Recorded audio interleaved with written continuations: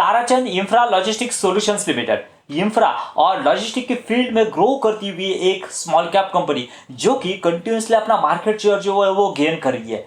सो नमस्ते दोस्तों, मैं संदीप पाउटी स्वागत करता हूं आपका संदीप पाउटी ग्रोइंग कम्युनिटी में। आज के वीडियो में देखेंगे ताराचंद इंफ्रा लॉजिस्टिक कंपनी जो है वो किस तरह से अपना कैपेक्स बढ़ाने वाली है, क्या गाइडेंस दिया है फॉर द फाइनेंशियल ईयर 2026 में, कंपनी कहां देखना चाहती है अगले एक साल के बाद में, कंपनी का रेवेन्यू किस तरह से बढ़ेगा, उसके साथ साथ कंपनी के मार्जिन में कौन कौन से चेंजेस होंगे, कंपनी ने एक वर्टिकल में फिलहाल यहाँ पे एंटर किया हुआ है उसके क्या जो प्रिडिक्शन है, और उसके साथ साथ एक कुछ थ्रेड्स भी उसके साथ में जुड़े हुए हैं। मुझे लग रहा है अगर आप इन्वेस्टर हो या फिर इन्वेस्ट करना चाहते हो तो ये चीजें आपको पता होना चाहिए। सो चलिए, जैसे कि हम हमेशा कहते हैं लर्निंग है तो अर्निंग है, चलिए कुछ नया सीखते हैं। सो दोस्तों, इन शॉर्ट में हम इस कंपनी के बिजनेस मॉडल को समझेंगे जिससे हमें आगे की क्लैरिटी आने में मदद होगी।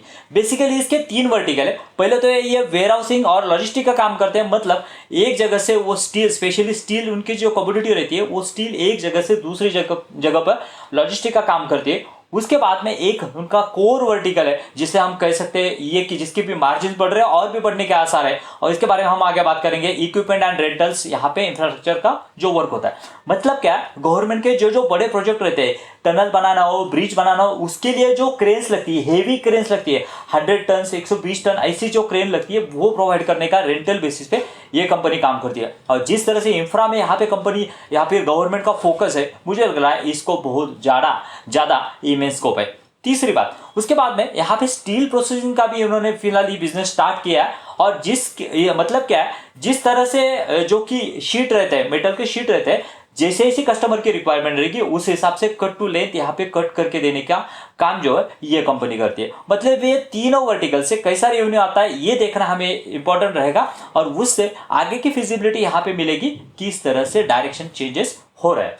तो ये जो तीनों सेगमेंट है उसमें कैसा रेवेन्यू आ रहा है, तो यहाँ पे देख सकते हो 56% का रेवेन्यू जो है वो इक्विपमेंट एंड हायरिंग प्रोजेक्ट से आता है, जो कि अराउंड 137 करोड़ का रेवेन्यू फाइनेंशियल ईयर 2025 में आया था। उसमें देखेंगे तो अराउंड ईयर बेसिस पे 82% की ग्रोथ हमें होते हुए दिख रही है। उसके बाद में देखेंगे तो 39% का revenue warehousing and transportation से आ रहा है, जो कि अराउंड 98 करोड़ का रेवेन्यू आया था, और उसमें भी देखेंगे तो अराउंड 18% की ग्रोथ है। और यहाँ पे स्टील एंड प्रोसेसिंग का देखेंगे तो यहाँ पे अराउंड 13% का यहाँ पे जो है रेवेन्यू जनरेट किया, और उसमें डिक्लाइन हमें होते हुए दिख रहा है। उसके बारे में हम आगे बात करेंगे कि क्यों ये डिक्लाइन हुआ।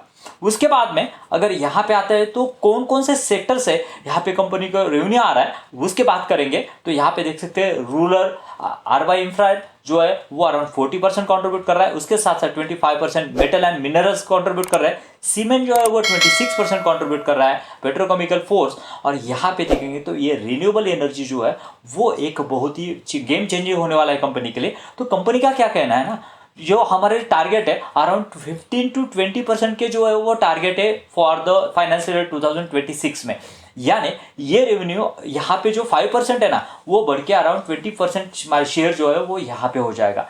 और जिस तरह से ये फोकस कर रहे हैं विंड एनर्जी पे, मतलब क्या है, विंड एनर्जी के लिए जब भी आपको इंस्टॉलेशन करना पड़ता है तो वो बहुत आपको यहाँ पे हेवी इक्विपमेंट वहाँ पे माउंटेन पे वगैरह लेके जाने पड़ते हैं, और वहाँ पे इक्विपमेंट जो है वो सेट करने पड़ते हैं। उसके लिए ये यहाँ पे जो है वो पॉजिटिव चेंज होने वाले हैं, जो कि रिन्यूएबल सेक्टर में यहाँ पे जो है वो टेलविंड है, उसके वजह से इनको बेनिफिट मिलते हुए हमें देखने को मिल सकता है। उसके बाद में दोस्तों ये तो हो गई पास की बात, लेकिन अब इसके बाद में अगर यहाँ पे ऑर्डर बुक की बात की जाए तो किस तरह के ऑर्डर बुक कंपनी के पास है, तो यहाँ पे देख सकते हैं कि 53% के ऑर्डर बुक जो है वो यहाँ पे देखेंगे तो warehousing and transportation sector से, और यहाँ पे देखेंगे तो अराउंड 47% जो है वो ऑर्डर बुक जो है वो यहाँ पे इक्विपमेंट एंड हायरिंग प्रोजेक्ट्स है। मतलब और टोटल अगर ऑर्डर बुक की बात की जाए तो अराउंड 136 करोड़ के ऑर्डर बुक कंपनी के पास होते हुए दिख रहे हैं, जो कि एक अच्छी विजिबिलिटी देती है हमारे लिए जो फॉर द फाइनेंशियल ईयर 2026 के लिए। सो बिजनेस मॉडल और ऑर्डर बुक के बाद में हम देखेंगे कि कंपनी का ग्रोथ किस तरह से आ रहा है। देखिए मार्च 2024 में देखेंगे तो यहाँ पे कंपनी का रेवेन्यू था 46.49 करोड़, जो कि बढ़ के हो चुका है अराउंड 81.63 करोड़, और यहाँ पे देखेंगे तो अराउंड 76% की जंप हमें यहाँ पे दिख रही है, जो कि फिनोमिनस जंप है। इतना ही नहीं दोस्तों, पिछले अगर 3 से 4 क्वार्टर में देखेंगे तो एबनॉर्मल ग्रोथ हमें यहाँ पे इस बिजनेस में होते हुए देख रहे हैं, और उसके रीजन जो है ना वो हम आगे डिस्कस करेंगे कि क्या है इसके ग्रोथ ट्रिगर और आगे किस तरह का यहाँ पे ग्रोथ गाइडेंस हो सकता है। उसके बाद में देखेंगे तो यहाँ पे मार्जिन जो है वो थोड़े से डिक्लाइन हुए, और वो भी क्यों हुए हैं उसके बारे में हम बात करेंगे आगे। उसके बाद में यहाँ पे अगर देखेंगे तो ये पैट जो है वो पैट किस तरह से बढ़ा है, तो देखिए यहाँ पे पैट हम देख सकते हैं कि जो नेट प्रॉफिट है वो यहाँ पे देखेंगे तो मार्च 2024 में जो कि 6.3 करोड़ था वो भी बढ़ के अराउंड 7.86 करोड़ हुआ। यानी ऑल ओवर देखेंगे तो बहुत ही बढ़िया परफॉर्मेंस यहाँ पे इस क्वार्टर में दिखा है। ईयर एंड ईयर बेसिस पे बात करेंगे तो वो भी अच्छी खासी ग्रोथ हमें यहाँ पे दिख रही है। ईयर एंड ईयर बेसिस पे देखेंगे तो लास्ट ईयर जो है वो अराउंड 22% की ग्रोथ थी जो कि अच्छी है, और इस ईयर देखेंगे तो मार्च 2025 में यानी FY25 में वो अराउंड 44% की ग्रोथ है। और यहाँ पे FY26 के लिए क्या गाइडेंस दिया है इसके बारे में हम आगे बात करेंगे, जो कि एक यहाँ पे अच्छी विजिबिलिटी हमें देखने को मिलेगी। दोस्तों जैसे कि हमने रिजल्ट पे देखा कि कंपनी के फाइनेंशियल ईयर 2024 में मार्जिन 36% थे, जो कि गिर के अभी फाइनेंशियल 2025 में यहाँ पे 31% आया। यानी अच्छा खासा डिक्लाइन हमें मार्जिन में होते हुए दिख रहा है। लेकिन कंपनी का क्या कहना है कि ये जो मार्जिन है 34 to 35%, इवन दो हम यहाँ पे 44% से ग्रो कर रहे हैं फिर वो सस्टेन कर पाएंगे। उसके पीछे की रीजन अगर ये डिक्लाइन क्यों हुआ है ये पहला जानना जरूरी है। तो कंपनी का कहना है कि ये जो डिक्लाइन हुआ है वो स्पेशलाइज सर्विस करके इन्होंने फिलहाल ही लॉन्च की है, और उसके मार्जिन जो है ना वो बाकी के कंपैरिजन में यहाँ पे 19 to 20% के मार्जिन है, और उसके वजह से वो रेवेन्यू मिक्स जो आया है उसके वजह से ये मार्जिन हमें यहाँ पे 31% दिख रहे हैं। लेकिन अभी इसके ऊपर सोल्यूशन क्या है, तो कंपनी का कहना है कि हम कंटिन्यूसली यहाँ पे इसके ऊपर एफर्ट दे रहे हैं और उससे रेवेन्यू बढ़ने वाला है। जो स्पेशलाइज सर्विस जो है उससे रेवेन्यू बढ़ने वाला है, कैसा बढ़ने वाला है उसके बारे में हम आगे बात करेंगे कंपनी ने क्या क्या प्रोजेक्शन किया। उसके बाद में उनका कहना है कि ये मार्जिन अराउंड 25 to 26% तक लेके जाने का हमारा जो है वो ट्राई। मतलब क्या है, वो जो रेवेन्यू की फिजिबिलिटी और भी बढ़ेगी, मार्जिन जो है वो थोड़े से कॉम्प्रेस हो गए, जो कि 36 है वो 34 या 35 तक कंपनी कह रही है कि हम यहाँ पे मेंटेन करेंगे, सस्टेन करके चलेंगे।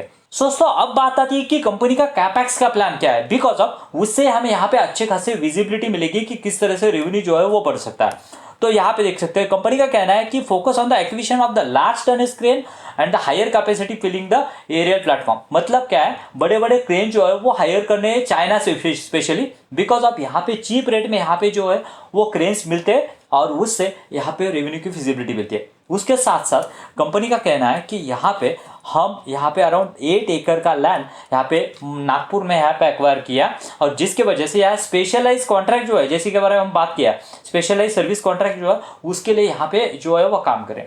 बेसिकली पहले तो समझेंगे कि स्पेशलाइज सर्विस कॉन्ट्रैक्ट है क्या, जिससे हमें पता चलेगा कि रेवेन्यू में फ्यूचर में किस तरह के रेवेन्यू यहाँ पे आ सकती है। तो देखिए दोस्तों बेसिकली ये क्या है, बड़े बड़े जो यहाँ पे कंपनीज है जैसे कि L&T हो गया और भी वैसे जो बड़े बड़े जो इंफ्रा की कंपनियां ये कॉन्ट्रैक्ट लेती है। उसके बाद में ईपीसी का जो छोटा छोटा पार्ट होता है ये इनको दिया जाता है कि ये पार्ट आप संभालोगे, और उससे इनको रेवेन्यू जनरेट होता है। इससे अराउंड 31 करोड़ के रेवेन्यू फाइनेंशियल ईयर 2025 में यहाँ पे इन्होंने जनरेट किया था, और उनको लग रहा है कि एक और एक डाइवर्सिफाइड यहाँ पे जो है ये हो सकता है वेयर हाउसिंग, स्टील प्रोसेसिंग, उसके बाद में यहाँ पे जो क्रेन वगैरह जो रेंटल, और ये चौथा वर्टिकल ये निकल के आएगा। और कंपनी का कहना है कि भले ही मार्जिन कम है लेकिन यहाँ पे रेवेन्यू जो है वो बढ़ सकता है।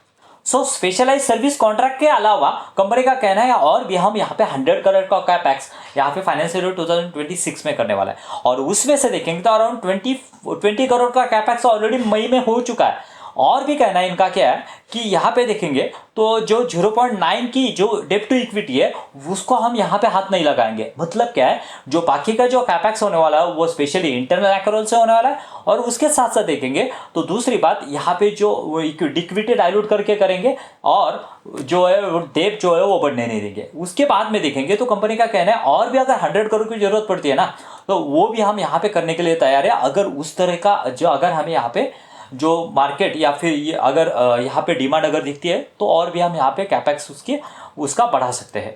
दोस्तों अब बात आती है कि किस तरह का गाइडेंस दिया है कंपनी ने फॉर द फाइनेंशियल ईयर 2026। तो यहाँ पे देखेंगे तो कंपनी ने बहुत ही एग्रेसिव ग्रोथ गाइडेंस दिया है, 25 to 30% का यहाँ पे ग्रोथ गाइडेंस दिया है। और जैसे कि हमने पहले ही बताया कि कंपनी ने ऑलरेडी कैपेक्स उस तरह से कर रही है जो कि यहाँ पे 100 करोड़ का कैपेक्स फाइनेंशियल 2026 में करने वाली है, और उसमें से 24 करोड़ ऑलरेडी कंपनी यहाँ पे जो है वो स्पेंड कर चुके हैं in the month of May. जिससे हमें पता चलता है कि किस तरह के डायरेक्शन में ये कंपनी ग्रो कर रही है, जो कि 30% का अगर ग्रोथ अगर देखा जाए तो यहाँ पे देखिए दोस्तों किस तरह की ग्रोथ हम यहाँ पे एक्सपेक्ट कर सकते हैं। देखिए यहाँ पे अगर कंपनी के फंडामेंटल्स की बात की जाए, मार्केट कैप जो है वो जस्ट ओनली 502 करोड़ का है। आरओसी देखेंगे तो बहुत ही डिसेंट है, और ये प्राइस टू अर्निंग देखेंगे तो ये आपको 20 का दिखेगा। लेकिन अगर यहाँ पे हम देखेंगे उसके हिसाब से अगर ये सभी चीज़ें अगर ये करेंगे, वर्क करेंगे, तो देखिए किस तरह की चेंजेस जो है वो होने वाले। सो दोस्तों यहाँ पे देखिए जो कि कंपनी का कहना है 248 करोड़ का जो यहाँ पे रेवेन्यू है, और उसके ऊपर अगर हम देखेंगे तो अगर 25% का भी यहाँ पे ये करते हैं तो रेवेन्यू बन के निकल के आ सकता है अराउंड 310 करोड़। और कंपनी का क्या कहना है, अराउंड यहाँ पे देखेंगे तो यहाँ पे कंपनी का कहना है कि अराउंड 10 to 12% के पैट मार्जिन जो है वो हमारे हो सकते हैं इंटू 12। और अगर यहाँ पे देखेंगे तो किस तरह का पैट हमें देखने को मिल सकता है, तो कंपनी का कहना है कि अराउंड 37 करोड़ का पैट यहाँ पे देखने को मिल सकता है। मतलब क्या है दोस्तों, यहाँ पे अच्छी खासी ग्रोथ विजिबिलिटी हमें देखने को मिलेगी। उसके साथ साथ कंपनी यहाँ पे डेट भी जो है वो डेट भी बढ़ाने वाली नहीं है, जो कि एक अगेन अच्छी साइन है। उसके बाद में दोस्तों यहाँ पे प्रोमोटर होल्डिंग देखेंगे तो कंपनी के प्रोमोटर जो है वो कंटिन्यूसली अपनी होल्डिंग जो है वो बढ़ा रहे हैं। और एक बात अच्छी अगर कोई है तो धीरे धीरे यहाँ पे एफआई जो है अपनी होल्डिंग यहाँ पे बढ़ाते हुए दिख रहे हैं, जो कि अपनी पोजीशन बिल्ड करते हुए दिख रहे हैं धीरे धीरे। जिससे जैसे जैसे ट्रस्ट पड़ेगा कंपनी के ऊपर, वैसे वैसे यहाँ पे कंपनी जो है वो ये करेगी। उसके बाद में देखेंगे तो कैश फ्लो के बारे में देखेंगे तो कैश फ्लो भी अच्छा खासा कैश फ्लो कंपनी का होते हुए दिख रहा है, जो कि पॉजिटिव कैश फ्लो है। और बैलेंस शीट में अगर आते हैं तो फिक्स एसेट देखिए किस तरह से कंपनी के यहाँ पे बढ़ते हुए दिख रहे हैं। सो दोस्तों ओवरऑल अगर बात चीज़ें देखेंगे तो सभी चीज़ें जो वो सही डायरेक्शन जा रही है, लेकिन ये एक मुझे कंसर्न लग रहा है कि किस तरह से जितने एग्रेसिवली कंपनी यहाँ पे ग्रोथ जो है वो कर रही है या फिर कैपेक्स कर रही है, उस तरह का एग्जीक्यूशन अगर नहीं हुआ, उस तरह का डिमांड अगर नहीं हुआ, तो हो सकता है कि यहाँ पे कंपनी जो है वो डेप के ट्रैप में फंस सकती है, या फिर यहाँ पे कंपनी का आरओई जो है वो डिक्लाइन हो सकता है। ऑब्वियसली यहाँ पे ईपीएस में भी डिक्लाइन आ सकता है। सो दोस्तों इसको कंटिन्यूसली ट्रैक करता रहना होगा किस तरह का परफॉर्मेंस यहाँ पे ये कंपनी दे रही है। अगर अच्छा परफॉर्मेंस Q1 पे भी आता है तो यहाँ पे ये एक पी रेटिंग का चांस बनता है, बिकॉज आप यहाँ पे पेग रेशियो देखेंगे ना, जस्ट ओनली पेग रेशियो जो है वो 0.79 का है, यानी यहाँ पे भी अच्छी खासी यहाँ पे री रेटिंग की अपॉर्चुनिटी बनती है। सो इसके लिए ट्रैक करना होगा, और ट्रैक करने के लिए चैनल को सब्सक्राइब करना होगा, बिकॉज ऑफ ऐसे ही अच्छे अच्छे स्मॉल कैप स्टॉक जिसमें ग्रोथ है इसको हम कंटिन्यूसली डिस्कस करते रहते हैं। चलिए मिलते हैं नए वीडियो में। Thank you very much. जय हिंद।